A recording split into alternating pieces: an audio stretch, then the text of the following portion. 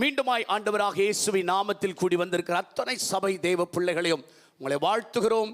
தேவன் உங்களை ஆசீர்வதித்து கனம் பண்ணுவாராக. அன்றைக்கு ஆண்டவர் 2000 ஆண்டுகளுக்கு முன்பதாக பிறந்த நஸ்ரனாகிய இயேசு உங்களுடைய உள்ளத்திலும் இல்லத்திலும் அவர் பிறந்து தேவனுடைய நாமம் மகிமைப்பட உங்களை கர்த்தர் ஆசீர்வதிப்பாராக. அல்லேலூயா. நான் அடிக்கடி சொல்லுகிற ஒரு காரியம் அதுதான்.